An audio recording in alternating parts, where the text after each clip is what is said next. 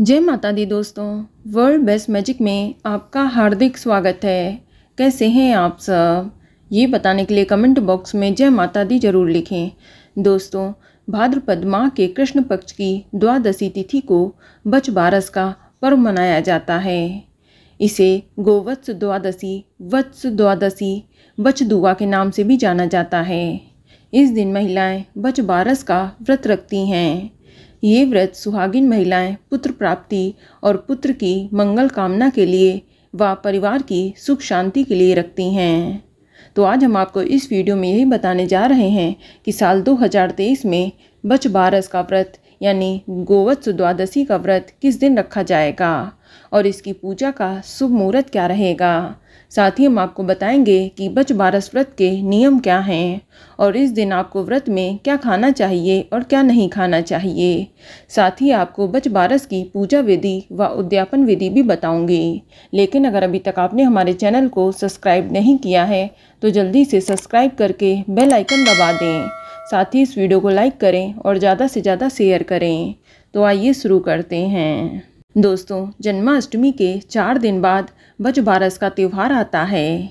ये त्यौहार साल में 2 बार आता है, एक भादव के महीने में, दूसरा कार्तिक के महीने में। इस दिन पुत्रवती स्त्रियां अपने पुत्र के अच्छे स्वास्थ्य और लंबी उम्र के लिए गौ माता से प्रार्थना करती हैं और बछड़े वाली गाय का पूजन करती हैं।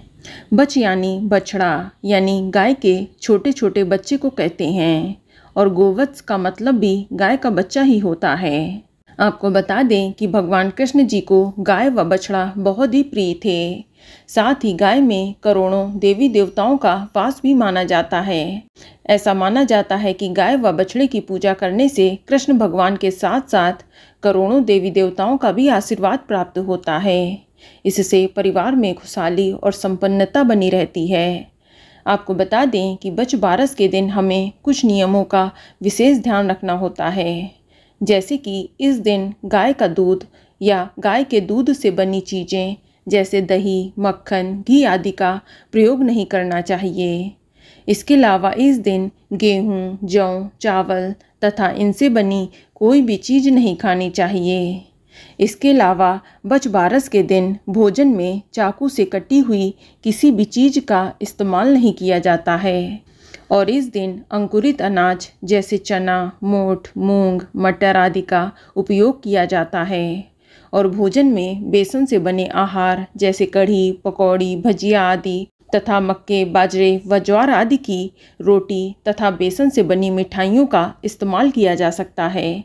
ये सभी चीज़ आप इस दिन खा सकते हैं और इस दिन गाय के दूध की जगह आप भैंस व बकरी के दूध का इस्तेमाल कर सकते हैं। दोस्तों, इस दिन बाजरे की ठंडी रोटी खाई जाती हैं। चलिए जानते हैं कि इस साल बच बारस का व्रत किस दिन रखा जाएगा। तो आपको बता दें कि द्वादशी तिथि की शुरुआत 10 सितंबर 2023 की रात को 9:28 पर हो जाएगी और द्वादशी तिथि की समाप्ति 11 सितंबर 2023 की रात को 11:52 पर होगी। तो उदया तिथि की मान्यता के अनुसार बच बारस का व्रत 11 सितंबर 2023 दिन सोमवार को रखा जाएगा। और बात करें पूजा के शुभ मुहूर्त की, तो इस दिन अभिजीत मुहूर्त सुबह 11:53 से लेकर दोपहर 12:43 तक रहेगा और विजय मुहूर्त दोपहर 2:22 से लेकर दोपहर 3:12 तक रहेगा और गोधूली मुहूर्त शाम 6:31 से लेकर शाम 6:55 तक रहेगा और सायंकाल संध्या मुहूर्त शाम 6:31 से लेकर शाम 7:41 तक रहेगा और इस दिन राहु काल का समय सुबह 7:37 से लेकर सुबह 9:11 तक रहेगा। तो ध्यान रहे कि आप राहु काल में पूजा न करें, इस बात का विशेष ध्यान रखें। राहु काल अशुभ समय होता है, इस समय को अवॉइड करें। चलिए अब जानते हैं बच बारस की पूजा विधि के बारे में। दोस्तों, बच बारस के दिन पुत्रवती स्त्रियां व्रत रखती हैं और गाय और बछड़े की पूजा करती हैं। बच बारस से एक दिन पहले रात्रि को बच बारस के लिए मूंग, मोठ, चने एवं बाजरा भिगोकर रख दिया जाता है। फिर प्रातःकाल स्नान आदि के बाद पूजा से पहले उसे कढ़ाई में छौंक कर पका लिया जाता है और व्रत वाले दिन व्रत रखने वाली महिला प्रातःकाल सुबह जल्दी उठकर नित्य कर्मों से निवृत्त होकर स्नान आदि करके स्वच्छ वस्त्र धारण करे। और यदि आपके घर में बछड़े वाली दूध देने वाली गाय हो तो उसे बछड़े के साथ स्नान कराएं। फिर गाय और उसके बछड़े को नया वस्त्र ओढ़ाकर हल्दी चंदन से तिलक करें। फूलों की माला पहनाएं। अगर संभव हो तो उनकी सींगों को भी सजाएं। और चावल के स्थान पर इस दिन बाजरा का तिलक करें। तत्पश्चात तांबे का बर्तन लेकर उसमें पानी भरें। उसमें तिल, अक्षत, इत्र और फूल डालकर गाय पर छिड़कें और उसके पैरों यानी खुर पर भी जल डालें। इसके बाद गाय माता के खुर पर लगी मिट्टी से अपने मस्तक पर तिलक लगाएं। दीपक जलाकर गौ माता की आरती उतारें।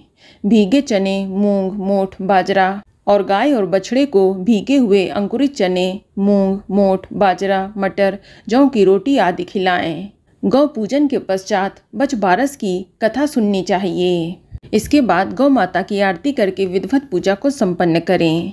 आपको बता दें कि यदि आपके घर में खुद की गाय नहीं है तो आप दूसरे के यहाँ जाकर गाय और बछड़े का पूजन कर सकती हैं।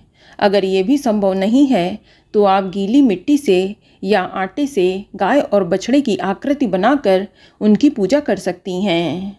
कुछ लोग सुबह गाय और बछड़े की आकृति बनाकर पूजा करते हैं, या आप बछबारस के चित्र या कैलेंडर की भी पूजा कर सकते हैं। आप बछबारस का पट्टा बनाने के लिए लकड़ी के पट्टे पर भीगी मिट्टी से 7 गाय, 7 बछड़े, 1 तालाब और 7 ढक्कन वाले कलश बना लें। इसके बाद एक परात को पटरे के नीचे रखकर तालाब में 7 बार लोटे से कच्चा दूध मिला जल चढ़ाएं। गाय और बछड़े को हल्दी का टीका लगाएं। फिर सभी सामग्री चढ़ाकर पूजा करें। फिर दक्षिणा चढ़ाएं। इसके बाद स्वयं तिलक करें। इसके बाद घर के सभी उम्र के बच्चों को आओ रे मारा हंसराज बछराज कहकर पूजन स्थल पर आमंत्रित करते हैं। पूजन के समय बच्चे भी माँ का पल्लू थामकर पूजा थाल से लड्डू उठाकर और चरण स्पर्श करके माँ का आशीर्वाद लेते हैं। इस प्रकार गाय और बछड़े की पूजा करने के बाद महिलाएं अपने पुत्र को तिलक लगाकर उसे लड्डू खिलाने के बाद नारियल देकर उसकी लंबी उम्र कुशलता की कामना करते हुए आशीर्वाद देती हैं। और शाम को गाय चारा खाकर जब वापस आती है तब फिर उसका पूजन धूप, दीप, चंदन, नैवेद्य आदि से करें।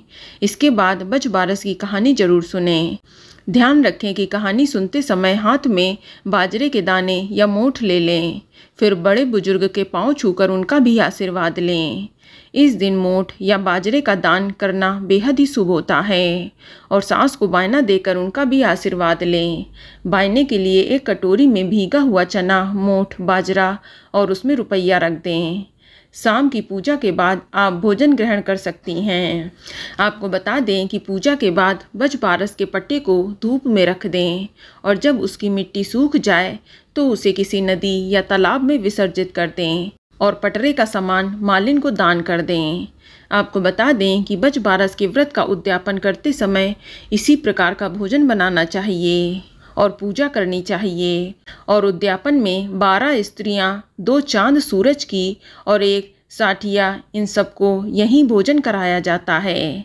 शास्त्रों के अनुसार इस दिन गाय की सेवा करने और उसे हरा चारा खिलाने से परिवार में माँ लक्ष्मी की कृपा बनी रहती है तथा परिवार में किसी भी तरह की अकाल मृत्यु की संभावना नहीं रहती है।